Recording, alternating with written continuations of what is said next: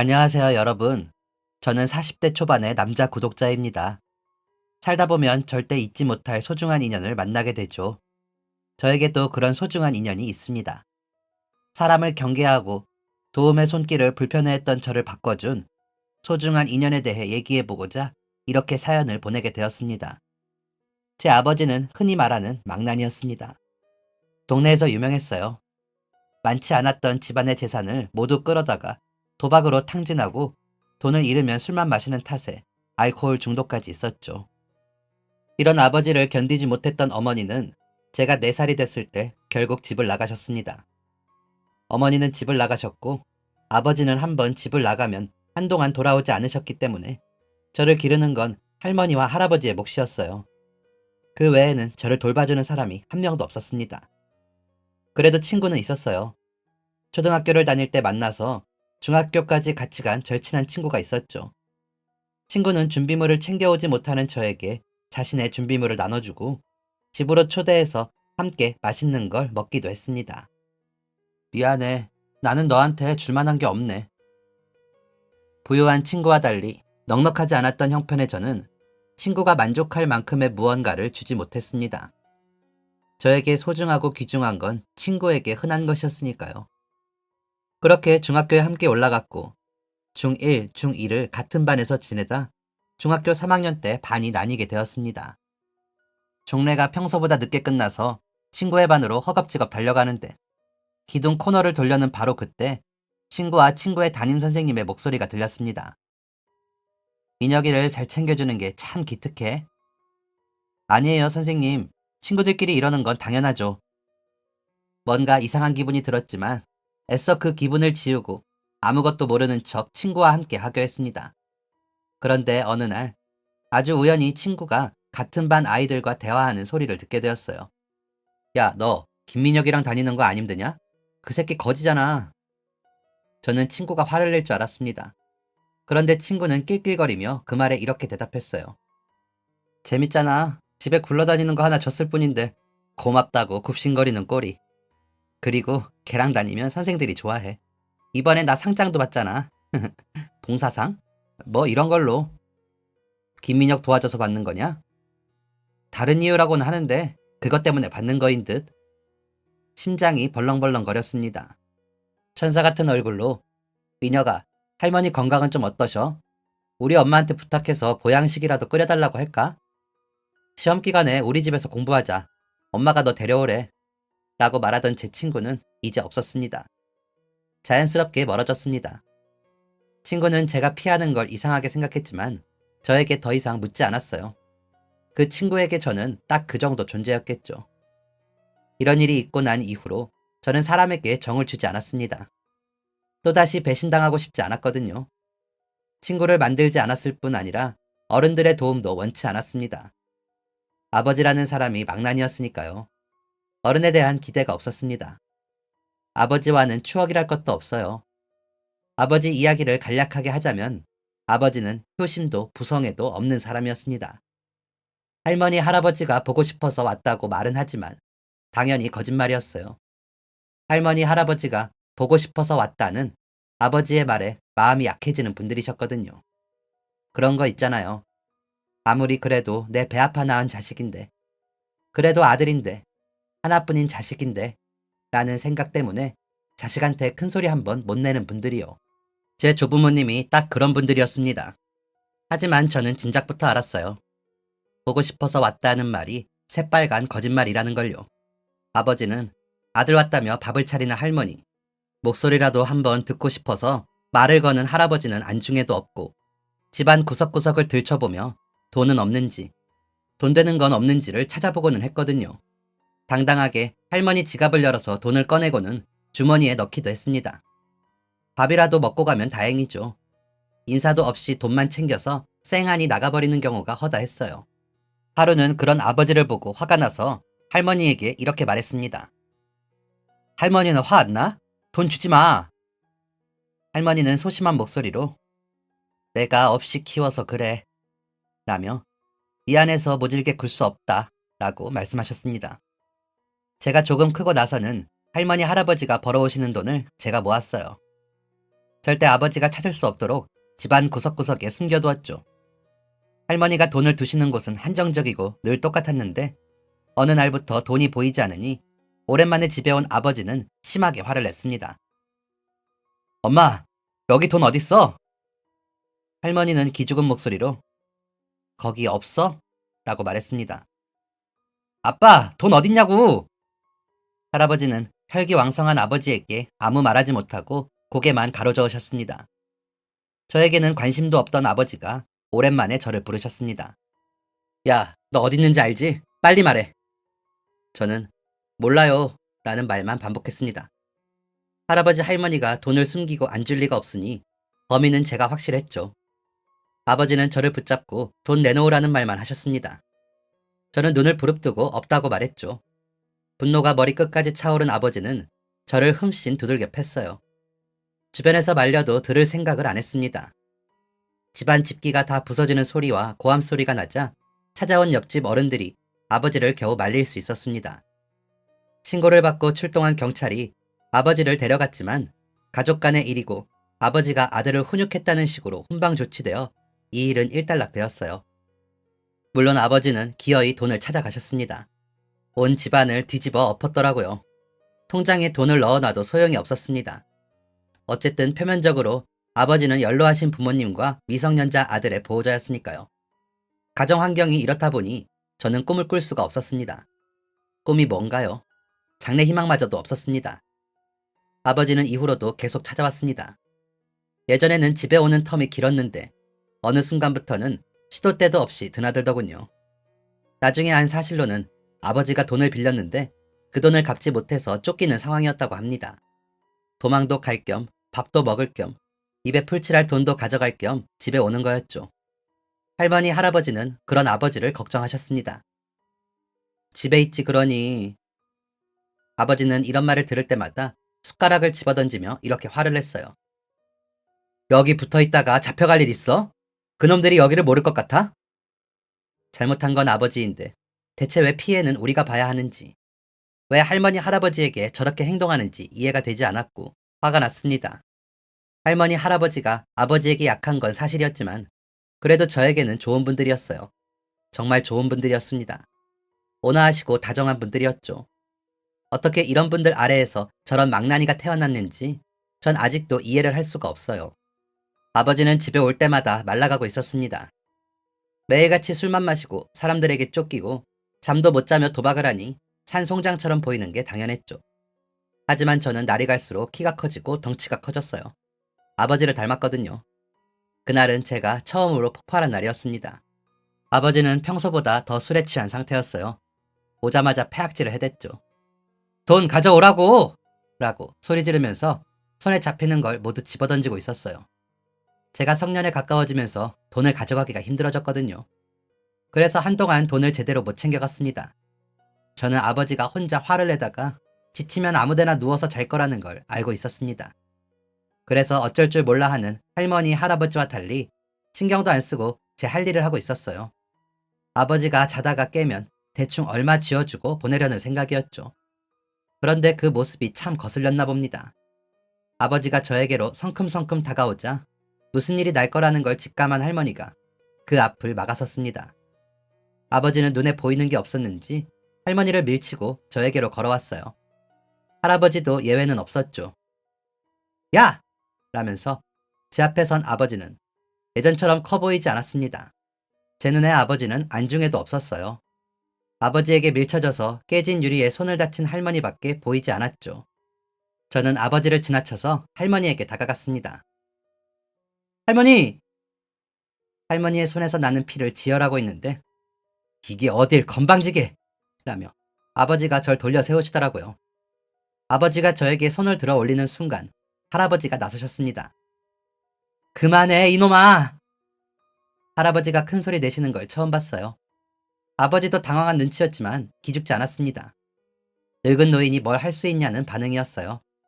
아버지가 잔뜩 성난 얼굴로 할아버지에게 한 발자국 다가갔을 때 저는 아버지와 할아버지 사이를 가로막으며 아버지를 제지했습니다.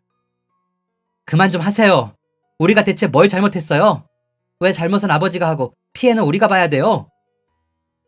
아버지는 자기보다 훨씬 덩치가 큰 제가 분을 내며 말하니 주춤하는 기색이었습니다. 왜요? 나이 먹은 부모님은 안 무섭고 다 큰 자식은 무서워요? 덩치도 작고 어렸을 때는 저도 막대하더니 이제는 제 눈치를 보시네요. 사람이 왜 이렇게 비겁해요? 당장 나가요. 한 번만 더 찾아오면 그 다음부터는 저도 아버지처럼 할 거예요. 이렇게 글로 적으니 그 당시의 상황이 잘 전달되지 않네요. 말만 저랬을 뿐이지 그때 저는 혈기로 가득 차 있었습니다. 아버지에게 담고 있던 모든 분노가 터진 날이었어요. 아버지는 그걸 느꼈는지 그날 이후로 저희를 찾지 않았습니다. 조부모님도 더 이상 아버지에 대한 이야기를 꺼내지 않으셨죠. 아버지를 향한 제 분노를 직접 본 뒤로 아들에게 쩔쩔매었던 두 분의 행동이 저에게 상처가 되었다는 것을 깨달으셨더라고요. 19살의 겨울, 제가 원했던 건 빨리 성인이 되고 군대에 다녀와서 돈을 버는 것뿐이었습니다. 군대 면제는 불가능했어요. 조부모님을 부양할 수 있는 방법이 저뿐이었는데도 아버지가 있다는 이유로 군대 면제가 불가능했습니다. 그리고 어떻게 해야 제 상황을 입증할 수 있는지 방법을 알지도 못했죠. 누군가에게 도움을 받을 수도 있었겠지만 저는 친구와 여러 어른들에게 배신을 당한 트라우마로 인해 모든 일은 자신 스스로 해야 한다는 고집이 있었습니다. 도움을 청하지도 않고 도움의 손길조차 거부하는 겁쟁이였죠. 저는 마음이 급했습니다. 할아버지는 그래도 괜찮으셨는데 할머니의 건강이 점점 안 좋아지고 있었거든요. 조금만이라도 입대를 늦추면 군대 안에서 할머니가 돌아가실 것 같았어요. 그래서 최대한 빨리 군대를 다녀와서 할머니를 보살피려는 생각이었습니다. 학교를 다니면서 일을 했어요. 하지만 그것만으로는 새 식구가 먹고 살기엔 택도 없었죠. 학생 신분으로 할 수 있는 일은 한계가 있기도 했고요. 나이가 어리다고 임금을 떼어먹는 악덕 사장들도 덜어 있었습니다. 제가 사람을 못 믿게 된 데에는 이런 경험도 한몫하는 것 같기도 합니다. 졸업하고 군대에 가기 전까지는 막노동판에서 막일을 했어요. 적어도 군대에 가 있는 동안 두 분이 생활하실 수 있을 정도의 돈은 벌어둬야 할 것 같았기 때문이죠. 오전 오후에는 막노동, 일이 끝나면 서빙 알바, 비가 와서 작업을 못하는 날이면 인력사무소에서 단기 알바라도 구해 그렇게 일했습니다. 어렵기에 가능했던 살인적인 일상이었죠. 지금 와서 생각해보면 정말 과로로 죽지 않은 게 다행일 따름입니다. 이렇게 고생해서 일을 했다 보니 돈이 더 귀하더라고요. 그래서 허리띠를 졸라 맸습니다. 할머니, 할아버지 식사는 잘 챙기려고 노력했지만 제가 밖에서 밥을 먹어야 할 때면 라면으로 대충 때웠어요. 굶는 날도 허다했습니다. 라면 하나를 사는 것도 아까웠기 때문이죠. 그렇게 1년 정도 일을 하니 500만 원 정도가 모이더라고요. 저는 그 돈을 할머니, 할아버지께 드리고 입대하기로 마음먹었습니다. 이 정도면 넉넉할 것이라고 생각했거든요. 적은 돈이지만 군대에 가면 군인 월급도 나오고 말이죠. 군대에 가기 전에 해야 하는 일에는 두 가지가 있었습니다. 한 가지는 돈을 모으는 것이었고, 두 번째는 할머니, 할아버지를 다른 곳으로 모시는 거였죠. 아버지가 모르는 곳으로 두 분을 모셔야 했습니다. 그런데 평생을 그 동네에서 산 두 분을 먼 곳에 모실 수는 없었어요. 가뜩이나 연로하신 분들이 새로운 환경에서 적응하려면 더욱 힘들 테니까요. 그래서 살던 동네에서 많이 멀지는 않은 곳에 집을 구해드렸습니다. 사람이 많이 돌아다니지 않고 멀리 나가지 않아도 장을 볼 수 있는 그런 곳에요. 할머니, 할아버지는 살던 동네를 떠나야 한다는 것을 탐탁치 않아 하셨지만 제 간곡한 부탁을 들어주셨습니다. 내가 없으면 아버지가 다시 찾아올 거야. 제발 내 부탁 좀 들어줘, 할아버지.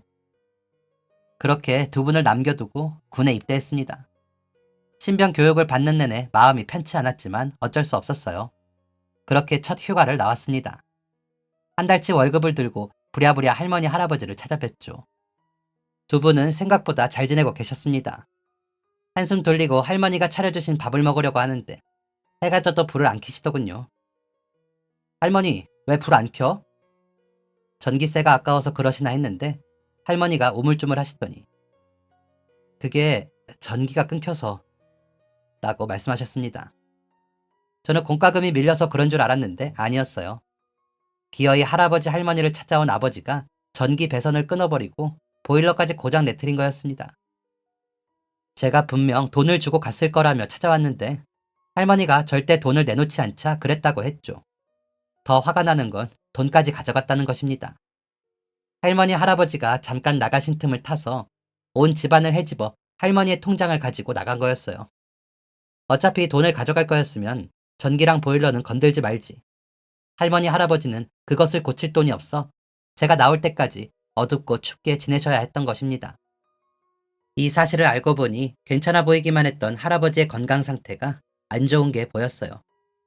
입대하기 전까지만 해도 할아버지는 할머니에 비해 건강한 편이었는데 아버지와의 일을 겪으면서 심각한 스트레스로 인해 건강이 심하게 안 좋아지신 거죠. 저는 제가 가져온 월급으로 집의 배선과 보일러를 고쳐드렸습니다. 그걸 고치고 나니 남은 돈이 없더라고요. 할머니, 할아버지는 일을 하면 된다고, 그것도 어려우면 주변 사람들한테 도와달라고 하면 된다고 하셨습니다. 저는 일하면 된다는 말보다 주변 사람들에게 도움을 받으면 된다는 말이 너무 싫었어요. 사람은 믿을 수 있는 존재가 아니었으니까요. 낳아준 자식한테도 이런 꼴을 당하는데 주변 사람들을 믿을 수 있을 리가 없죠. 다른 사람들한테 도움받으면 그만큼 돌려줘야 하는 게 당연하잖아. 이자까지 쳐서 갚으라고 하지 않으면 다행이지. 할머니는 저를 설득하셨어요. 내가 이 동네에서 평생을 살았어. 기꺼운 마음으로 도와줄 사람이 있을 거야. 옛날에는 다른 집에 일 있으면 몰려가고 그랬어. 하지만 저는 그 말을 듣지 않았어요. 그런 사람들이 주변에 있는데 왜 전기랑 보일러는 저 지경이야? 그런 사람들이라면 저런 것부터 도와줬었어야지.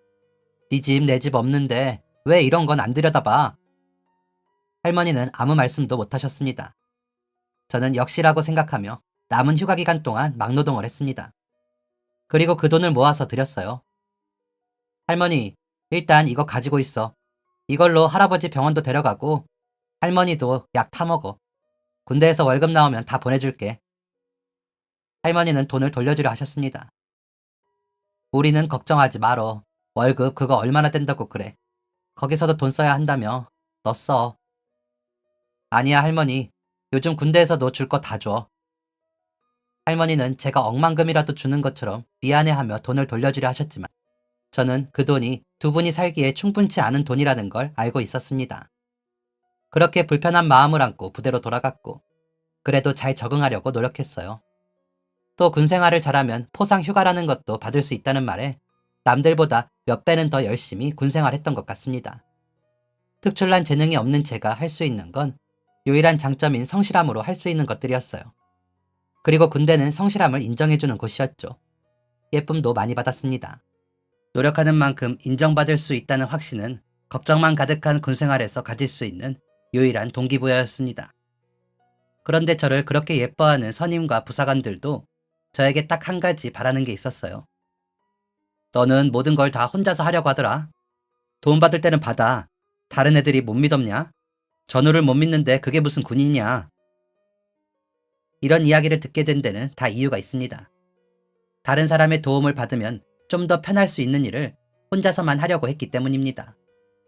주변 사람들이 보기에도 벅차 보였던 것이죠. 힘들 게 뻔한데 그걸 어떻게든 해내고자 아등바등 되는 모습이요. 나중에는 안쓰러워 보이기까지 했다고 했습니다. 제대 후 만난 동기는 이렇게 말했습니다. 처음에는 미안했어. 너가 우리 대신 일을 하는 거라고 생각했으니까. 그런데 너가 할 일을 다 해버리면 남아있는 애들은 뭐가 되냐. 나중에는 너가 우리를 무시한다는 생각도 했었어. 우리가 이런 것도 제대로 못하는 줄 아나? 우리가 못 믿어서 지가 다 해버리는 거 아니야? 이렇게 생각했다니까. 저는 제가 다른 사람들이 해야 하는 일을 대신해주면 좋아할 줄 알았습니다. 어쨌든 몸이 편하니까요. 제가 사람을 못 믿는 것도 있었지만 어차피 남들도 일하는 걸 싫어할 거라는 생각이 있었습니다. 어차피 싫어하는 거 내가 대신해주면 좋아할 테니 그냥 내가 다 해도 되겠지 라는 생각이 있었던 것이죠. 미안하다. 내가 그렇게 하는 게 애들한테 더 나을 줄 알았어. 동기는 술을 한 잔 마시며 이렇게 말했습니다. 처음에야 그랬지. 너 사정 다 알고 나서부터는 아무도 그렇게 생각 안 했어. 그냥 안타까웠지. 동기가 말한 사정이란 건 이런 거였습니다. 다시 과거로 돌아가서 제가 아무도 믿지 못하고 있을 때 동기가 제 사정을 알게 된 일이 벌어졌습니다. 저를 부르는 호출에 급히 가보니 묘한 긴장감이 돌았어요. 긴장한 상태로 서 있는데 간부가 말했습니다. 집 갈 준비해라. 무슨 말인지 생각해보고 있는데 생각이 정리되기도 전에 저를 부른 이유를 알게 되었어요. 할아버지가 돌아가셨다. 무슨 정신으로 할아버지에게 갔는지 모르겠습니다. 정신을 차려보니 할아버지의 장례식이었고 정신을 차려보니 저는 조문객을 받고 있었어요. 점차 현실이 인식되기 시작했습니다. 아, 할아버지가 진짜 돌아가셨구나. 할아버지는 이제 이 세상 사람이 아닌 거구나. 다시는 볼 수 없구나. 라는 생각이 들자 그때부터 슬픔이 몰려왔죠. 그동안 할아버지에게 못해드린 것만 생각났습니다. 군대 가기 전에 모은 돈으로 할아버지랑 맛있는 밥 한 끼 먹을 수도 있었는데 돈을 모아서 드리는 게 더 잘하는 일일 거라고 생각하면서 맛있는 식사 한번 못 챙겨드린 게 너무 죄송했어요. 제가 일하는 게 힘들다고 투정 부릴 때 할아버지의 마음이 얼마나 아프고 미안했을까. 그 마음도 이해되기 시작했습니다. 그런데 이제야 후회한들 뭐가 달라졌을까요? 할아버지는 이미 이 세상 사람이 아니었고 저는 할아버지를 다시는 만날 수 없게 되었는데요. 그런 와중에 기억나는 건 저를 찾아와준 부대 사람들이었습니다. 할아버지가 돌아가셨다는 소식을 알려준 간부부터 저와 연이 있는 사람들은 모두 와주셨던 것 같네요. 와주셔서 감사합니다. 힘내야지. 할머니 잘 챙겨드리고. 네. 그런데 군대에서 사람들이 온 그날, 하필 그날 아버지가 찾아왔습니다. 힘없이 누워있던 할머니는 아버지를 보시곤 득달같이 일어나 달려가셨어요. 야, 이놈아! 너가 무슨 염치로 찾아와? 너가 무슨 염치로? 주변에 있는 사람들은 영문도 모른 채 할머니를 말렸습니다. 며칠째 밥도 제대로 못 먹은 할머니는 온몸에 힘을 쓰며 소리치셨습니다. 우리가 너한테 얼마나 잘했니? 네 아빠가 너한테 얼마나 잘했냐고. 뭘 더 얼마나 해줘야 하냐. 결국 네 아버지 목숨까지 뺏어 가는구나. 할머니는 결국 실신하셨습니다. 할머니를 급히 병실로 옮기고 아버지를 마주했는데 아버지는 할머니가 쓰러지신 것은 안중에도 없어 보였습니다. 그리고 건강해 보이셨어요. 그래서 물었습니다. 건강해 보이네요. 아버지는 혀를 차며 제 옆으로 지나갔습니다. 자식 새끼라고 하나 있는 게 지혜비 보고 인사도 안 하네. 애 교육을 이따위로 시켜놨으니 뭔 라는 말을 하면서요. 눈이 돈다는 말을 그날 직접 경험했습니다. 저 말을 듣자마자 세상이 뒤집힌 것처럼 화가 나더군요. 당신이 버리고 간 자식을 나이 많은 부모가 이렇게까지 키워놨는데 무슨 염치로 제 부모를 욕하고 나를 무시하느냐? 라는 생각이 들었지만 말로 표현할 수가 없었어요. 저는 그 자리에서 아버지를 돌려 세웠습니다. 무언가를 하려고 하는 그때 저를 막아서는 손들이 있었어요. 부대 사람들이었죠. 아무리 그래도 안 돼! 노을하면서 소리를 치고 울었던 것 같습니다. 지금 생각해보면 감사한 분들이죠. 그 자리에서 제가 주먹을 휘둘렀다면 저나 아버지나 다를 바가 없는 사람이 되었을 테니까요. 아버지가 지금은 안 되겠네 라고 말하고는 저를 똑똑히 보면서 이렇게 말했습니다. 아버지는 제가 눈을 부라리며 달려들자 저를 향해 너 내가 한심하지? 그런데 넌 이렇게 안 될 것 같냐? 네 몸에 흐르고 있는 그거 나랑 똑같은 거고 네 눈, 코, 입 다 내가 준 거야. 봐봐, 너랑 나랑 닮았잖아. 나 무시하지 마. 너나 나나 똑같아 이 자식아. 네가 내 피 물려받고 태어난 이상 어쩔 수 없는 거라고. 라고 말하면서 낄낄거리며 저를 조롱하자 사람들은 아버지를 쫓아냈습니다. 저와 아버지를 한 공간에 이 이상 두었다간 사달이 날 거라고 생각한 거죠. 아주 지혜로운 선택이었습니다. 정말 무슨 일이 났을지도 몰라요. 아버지가 장례식장을 휘저어 놓고 돌아간 날 할머니는 끙끙 앓며 저는 분노를 삭히며 하루를 보내야 했습니다. 그리고 부대 사람들은 그때 알았을 거예요. 제가 자라온 집안이 평범하지 않다는 사실을요. 다행히 아버지는 할아버지를 완전히 보내드릴 때까지 제 눈앞에 나타나지 않았습니다. 제 눈앞에만요. 아버지가 조의금을 모두 가져가 버렸다는 걸 알았을 때는 할머니를 모시고 집으로 돌아왔을 때였습니다. 분노가 가시지 않더라고요.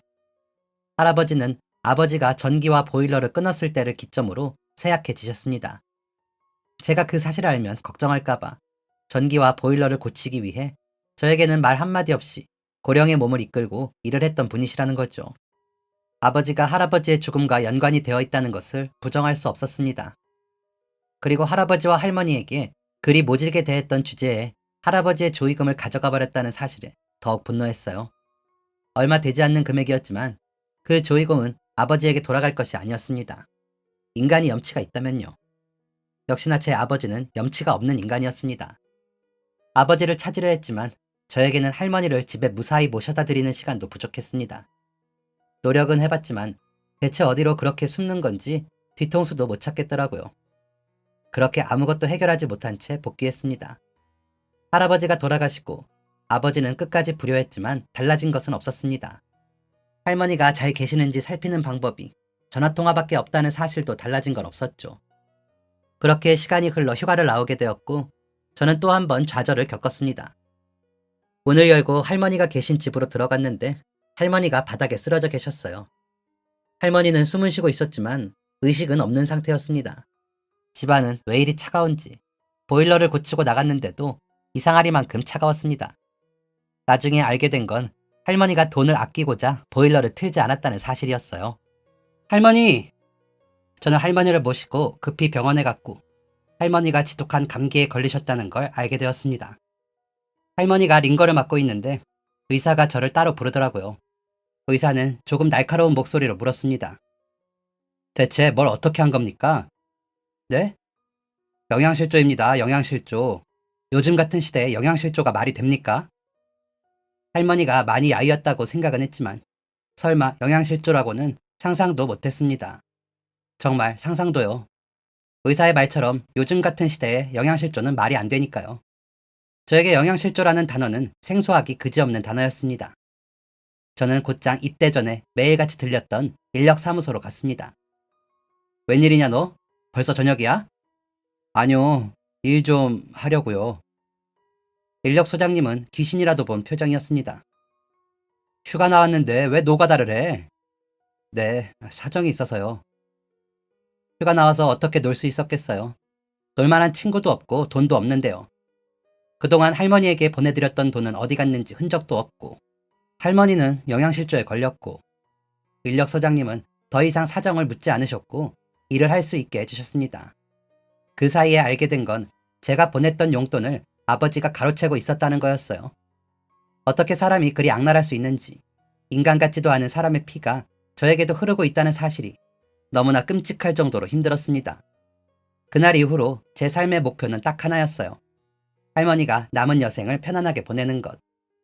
할머니가 돌아가시기 전까지만 살자. 그리고 그 이후엔 다 내려놓자가 제 목표였습니다. 그러면 안 되지만 그렇게 생각하니 마음이 편해지더라고요. 그렇게 막일을 하고 있는데 그곳에서 반가운 얼굴을 만났습니다. 제가 신병 시절 아주 잠깐 함께 군 생활을 했던 고참 선임이었죠. 야, 여기서 너를 다 만난다. 세상이 참 좁긴 좁아. 그치? 괜히 죄 지은 기분이더라고요. 휴가 나온 군인이 막일을 하고 있었으니까요. 선임도 그게 궁금했나 봅니다. 당연하죠. 그런데 너 휴가 아니냐? 여기서 뭐해? 저는 애써 대답을 피했습니다. 그런데 선임은 집요했어요. 일이 끝나면 저를 졸졸 따라왔죠. 무슨 일 있냐니까? 무슨 일이길래 어린 놈 얼굴이 그래? 선임은 늦게 군대 입대해서 저보다 7살이 많았습니다. 해외에서 유학을 하느라 입대가 늦어졌다고 했어요. 그래도 지금의 제 나이보다는 어리지만 그 나이에 선임은 지금의 저보다 성숙한 사람이었습니다. 저는 집요하게 물어오는 선임에게 그동안 있었던 일을 털어놓게 되었습니다. 처음엔 왜 휴가를 나와서 일을 하고 있는지를 얘기했어요. 그런데 대화를 하다 보니 어린 시절 이야기를 하고 있는 제 모습이 보였습니다. 처음으로 제 얘기를 누군가에게 자세히 털어놓았던 것 같네요. 선임을 다시 만나지는 않을 거라는 생각에 마음 편히 얘기했던 것도 같습니다. 장난스럽게 능글거리던 선임은 제 이야기가 시작될 때부터 끝날 때까지 진지하게 얘기를 들어주었고 모든 이야기가 끝나자 말하기가 힘들었을 텐데 말해줘서 고맙다. 얼른 할머니 뵈러 들어가 봐. 라고 말해주었습니다. 저는 그게 선임과의 마지막 날이 될 줄 알았어요. 그런데 할머니, 이거 뭐야? 제가 부대에 들어가기 전까지 누군가가 매일 생필품과 음식을 보내주었습니다. 할머니는 그저 모른다 라고만 말씀하셨죠. 부대에 복귀 하루 전 평소보다 일찍 집으로 향했습니다. 그리고 저희 집으로 가는 사람이 누군지를 지켜보았어요. 그 사람은 바로 제 이야기를 들어준 선임이었습니다. 대체 왜? 라는 생각이 머리 위를 둥둥 떠다녔고 저는 저희 집에서 나오는 선임을 붙잡았습니다. 선임은 매우 놀란 눈치였습니다. 야, 그게 너가 불쌍하다거나 그런 건 아니고 내 얘기 들으니까 우리 할머니가 생각나서 라며 묻지도 않은 변명을 했죠. 저는 그 모습에 화가 난 게 아닌데도요. 막리를 경험 삼아 하는 선배의 할머니가 저희 할머니와 같지 않다는 걸 알면서도 화가 나지 않았는데도 말이죠. 왜, 왜 도와주십니까? 저랑 인연이 깊은 것도 아니고 신병 때 잠깐 군 생활한 게 다인데. 선임은 한숨을 푹 쉬며 이렇게 말했습니다. 너 아직도 이러고 있었냐? 너 처음 들어왔을 때 도움 좀 받고 살라고 했지. 대행하는 종소리 같은 게 들리더군요. 선임도 그 말을 해준 사람 중 하나였습니다. 군 생활 좀 하면 나아졌겠거니 했는데 넌 들어왔을 때부터 신경 쓰이는 놈이었어. 나보다 한참 어린 게 죽을 상을 해가지고 한숨이나 푹푹 쉬고 무슨 일이 있냐고 하면 말하지도 않고 강박증 있는 것처럼 모든 일을 혼자 다 해내려고만 하고. 그런데 너 얘기 들어보니까 알겠더라. 알 수 없는 생각들이 머리에 떠올랐다가 사라지길 반복했습니다. 그렇게 신경 쓰이던 놈이 내 눈앞에 딱 나타나더니 그런 사정을 이야기하는데 어떻게 가만히 있을 수가 있겠어? 나 어차피 얼마 뒤면 한국 떠나. 넌 이제 복귀지? 그 전까지는 내가 잘 보살펴 드릴 테니까 걱정하지 마. 저는 이 말을 들었음에도 불구하고 고집을 꺾지 못했습니다. 감사했고 그렇게 하고 싶다는 마음이 가슴속에서 일렁였지만 이를 꽉 깨물고 말했어요. 저는 괜찮습니다. 평소 온화했던 성격으로 인망이 두터웠던 선임은 처음으로 목소리를 높였습니다. 너 지금 방법 있어? 너 복귀하고 나니까 할머니 영양실조였다며. 영양실조. 고집 좀 부리지 마. 세상 혼자 사는 거 아니야. 너가 얼마나 상처받고 힘들었는지 아는데 너가 할머니를 그만큼 위하고 사랑하면 할머니에게 최선의 선택을 해. 이거 너 욕심이야. 선임과 헤어지고 난 뒤 부대로 복귀하고 나서도 그 이야기가 맴돌았습니다. 너 욕심이야. 한 번도 생각해 본 적 없는 말이었습니다. 생각해보니 선임의 말이 맞더라고요. 저는 제 욕심으로 상황을 이렇게 만든 거였습니다. 할머니에게 너무 미안해서, 그동안 혼자서만 버티고 살아온 시간이 너무 억울해서, 나 자신 외에는 그 누구도 믿지 못하게 만든 이 세상이 미워서, 아직도 어디선가 방탕하게 살고 있을 아버지가 미워서 이불을 덮고 끄끄 울었던 것 같습니다. 그리고 그때 저와 함께 지내던 사람들은 제 울음소리를 들었음에도 침묵해 주었습니다. 얼마 뒤 대대장님의 호출이 있어 급히 대대장님에게 가게 되었어요. 왜 저를 콕 집어서 따로 보자고 하셨는지 감이 잡히지 않았지만 갔습니다. 긴장감을 가지고 만난 대대장님은 저를 앉히시고는 차 한 잔을 주시며 말씀하셨습니다. 얘기 들었다. 사정이 많이 안 좋다고. 그동안 할머니를 살뜰히 챙겨주었던 선임이 다시 유학길을 떠나면서 군대에 이 사실을 알린 것이었죠. 군 생활을 잘했기 때문에 가능한 일이었습니다. 한번 이야기를 털어놓고 나니 두 번은 쉽더라고요. 저는 대대장님에게도 이 모든 이야기를 다시 꺼냈습니다. 대대장님은 얼굴을 한번 쓸어내리더니 부하를 불러 이것저것 지시하기 시작하셨습니다. 얘 집으로 가서 할머니 어떻게 사시는지 보고 할 수 있는 조치 다 하고 와. 모든 일은 순차적으로 진행됐습니다. 발이 자유롭지 못했기 때문에 어떤 일이 이루어지고 있는지 실시간으로 알 수는 없었지만 확실한 건 모든 사람이 대가 없이 저와 할머니를 돕고 있었고 그들이 해주는 모든 일이 할머니의 생활을 좀 더 좋게 만들어주고 있었다는 거였습니다. 간부들이 한 가장 첫 번째 일은 아버지의 주민등록을 말소하는 것이었습니다. 아버지가 사라지니 할머니가 정부에서 주는 보조금을 받을 수 있게 되었어요. 그리고 사회복지사를 연결해 주어 할머니가 전문적인 도움을 받을 수 있게 해주었습니다. 아버지로부터 위협을 받고 있다는 것을 알고 요양원에 모실 수 있도록 방법도 찾아주셨습니다. 이후엔 특별 외출을 허락해 주어 할머니를 만날 수 있게 해주었습니다. 오랜만에 만난 할머니는 안색이 많이 좋아져 있었어요. 저는 함께 온 간부님들에게 진심으로 감사의 인사를 전했습니다. 정말 감사합니다. 정말 감사합니다. 이 은혜는 꼭 갚겠습니다. 그때 또 한 번 이런 얘기를 들었어요. 은혜 갚으라고 한 거 아니야. 정 갚고 싶으면 나 말고 다른 도움이 필요한 사람한테 갚아. 그때 제 마음속에 큰 변화가 생겼던 것 같습니다. 세상은 살만하다고. 아직 믿을 만한 사람이 많다고. 그리고 그동안의 내 고집으로 인해 할머니가 참 고생하셨다고요.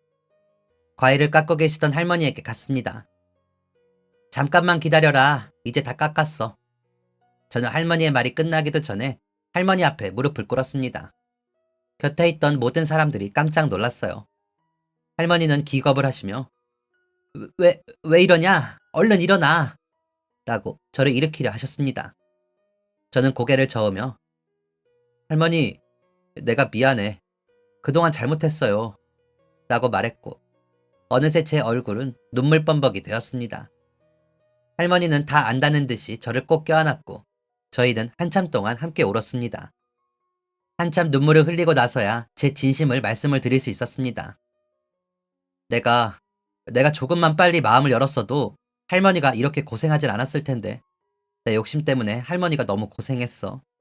내가 미안해 할머니. 내가 조금만 더 빨리 깨달을걸. 내가 또다시 울컥하는 감정을 다스리는데 할머니가 이어서 한 말은 결국 또다시 눈물을 흘리게 만들었습니다. 괜찮아.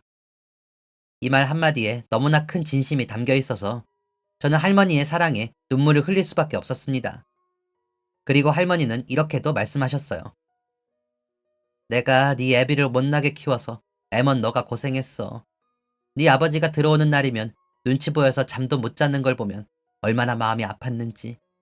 그래도 자식이라 끊어내지 못한 못난 할미 때문에. 그래서 너가 이렇게 세상을 믿지 못하게 된 것 같아서 내 마음이 평생 불편했다. 그런데 이제라도 좋은 사람들을 만났으니 얼마나 다행인지. 할미는 괜찮아. 할미는 너만 행복하면 돼. 내 새끼. 안쓰러워서 어쩌누. 짧은 외출을 끝내고 부대로 복귀하는데 제 인생을 통틀어 그렇게 마음이 편한 날이 없었던 것 같습니다. 복귀하고 나서도 할머니의 근황을 자주 들을 수 있었어요. 모두가 제 편의를 봐준 덕분이었죠.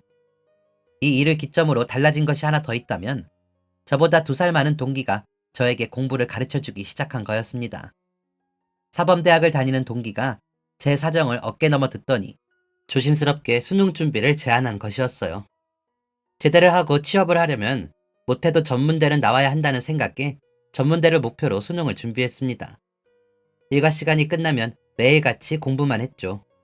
그 동기와는 지금도 연락을 하고 지냈는데 만날 때마다 감사 표현을 하고 있습니다. 그때는 형도 어렸는데 일과 끝나면 쉬고 싶지 않았어요. 이렇게 물을 때면 동기 형은 웃으며 이렇게 말합니다. 얌마, 너 가르치는 게 쉬는 거였어. 나 사범대 다니는 중이었잖아. 교수법 실습도 해보고 좋다 싶었지. 간부들은 저와 할머니를 도와준 걸 일회성으로 끝내지 않았습니다. 돌아가면서 할머니를 뵈러 가주었고 그때마다 필요를 채워주었으며 저에게 할머니의 근황을 들려주기도 했습니다. 대대장님과 면담하는 날 이렇게 물었습니다. 저는 솔직히 이렇게까지 잘해주실 줄 몰랐습니다. 한 번만 도와주셔도 감사했을 텐데 이렇게 과분한 은혜를 입어도 되는지 모르겠습니다. 대대장님도 이렇게 말씀하셨습니다. 한 번 전우는 영원한 전우고 부하를 챙기는 건 대대장의 몫이다. 군대는 제 인생의 터닝포인트가 되었습니다. 사람을 불신하던 제 모습은 이제 없었어요. 어느덧 시간이 흘러 제된 날이 되었고 모두에게 인사를 건네고 문을 나서려는데 함께 생활하던 전우들이 봉투를 내밀었습니다. 뭐냐? 황병장님, 그동안 감사했습니다. 이건 감사의 표현입니다. 꼭 받아주시면 좋겠습니다. 대체 뭐가 들었나 싶어 열어보려는데 꼭 부대 밖을 나가서 보라고 하더라고요. 편지라도 쓴 건가 싶어 작별 인사를 남기고 밖으로 나섰습니다. 버스를 타고 이동하면서 봉투를 열어보았는데 그 안에 있는 건 돈이었습니다. 사내 녀석들답게 짧게 남긴 편지에는 자신들의 월급을 쪼개서 모았다며 이렇게 적혀 있었습니다. 매일같이 공부하시는 모습 보고 많이 배웠습니다. 시험이 얼마 남지 않은 것으로 알고 있습니다. 시험 볼 때까지만이라도 공부에 집중하셨으면 하는 마음을 담아 조금씩 모았습니다. 꼭 받아주시면 감사하겠습니다. 제대하면 후임이 아니라 동생으로 뵐 수 있으면 좋겠습니다. 라는 내용이었어요. 입대하기 전이었다면 당연히 거절했겠지만 많은 사람들의 도움을 넘치게 받은 그때는 더 이상 그 호의를 무시하지 않았습니다. 감사하게 받아들이고 열심히 공부했어요. 그리고 수능을 치렀습니다. 그리고 전문대에 입학을 했죠. 졸업장을 가지고 작은 회사의 사무직으로 들어갔는데 제 가장 큰 장점인 성실함과 여러 가지 일을 하며 배운 일머리를 인정받아 관리직까지 올라갔습니다. 회사의 규모가 커지면서 다른 회사랑 합쳐졌는데 실무를 잘 아는 사람이 필요한 위치에 제가 발탁되었습니다. 지금도 성실히 일하며 실적을 내고 제 위치를 높여가고 있죠. 그리고 이렇게 번 돈을 가지고 저와 비슷한 어려움을 겪고 있을 아이들을 돕고 있습니다. 제 아내와 함께요. 제가 가정을 꾸렸다면 놀라실까요? 저는 가정에서 받은 상처가 있기 때문에 가정을 꾸리는 것에 굉장한 부담감을 가지고 있었습니다. 그런데 저에게 좋은 남편과 아빠가 될 수 있을 것이라 말해주는 좋은 사람을 만나 가정을 꾸렸습니다. 아버지 복은 없어도 아내 복은 차고 넘친다 생각합니다. 이 또한 참 감사한 일이죠. 할머니는 언제 그런 고생을 했냐는 듯 건강하게 지금도 살아 계십니다. 양로원에서 또래 친구들도 만나시고 행복한 인생을 살고 계신다고 말씀하고 계세요. 그 연세에도 잘 지내시는 모습을 보면 다행이라는 생각이 들면서도 종종 할아버지 생각이 납니다. 지금까지 살아계셨으면 할머니와 함께 행복하셨을 텐데 자꾸 못해드린 것만 생각나네요. 물론 할머니는 이 얘기를 들으면 경을 치시겠죠. 이쯤 되면 아버지 이야기가 가장 궁금하실 것 같습니다. 결론부터 말씀드리자면 아버지는 제가 제대한 지 얼마 안 되어서 돌아가셨습니다. 그렇게 저희를 괴롭혀 놓고 허망한 마지막을 맞이하셨더라고요. 모두가 업보라 말하는 마지막이었습니다. 쓸쓸하게 눈을 감은 아버지를 보러 갔을 때 통쾌함 같은 건 없었습니다. 그냥 어딘가 허탈한 마음이 들었어요. 안타까운 마음이 들기도 하고 대체 어쩌다 인생이 이렇게 되었을까 싶기도 하고 아버지가 저를 낳은 나이보다 훨씬 나이 든 저는 아버지가 돌아가셨다는 사실을 주변에 알리지 않고 조용히 잔잔하게 아버지를 보내드렸습니다. 할머니는 며칠간 말씀이 없으셨지만 금방 회복하셨어요. 제가 아이를 낳고 나니 할머니의 마음이 조금은 이해되네요. 할머니는 말씀은 안 하시지만 마음속에 여전히 큰 돌덩어리를 안고 계실 것입니다.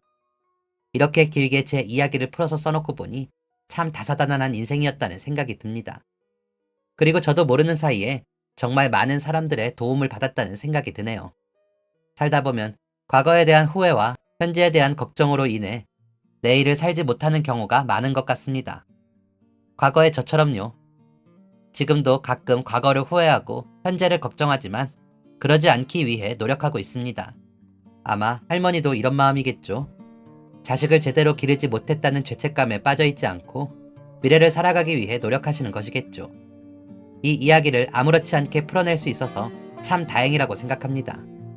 이제야 정말 치유받는 느낌이 나네요. 제 이야기는 여기까지입니다. 제 지극히 작고 개인적인 이야기를 읽어주시고 주의 깊게 들어주셔서 감사합니다. 안녕히 계세요. 지금까지 사연 들어주셔서 감사합니다. 사연이 재밌으셨다면 구독과 좋아요를 눌러주세요. 감사합니다. 안녕히 계세요.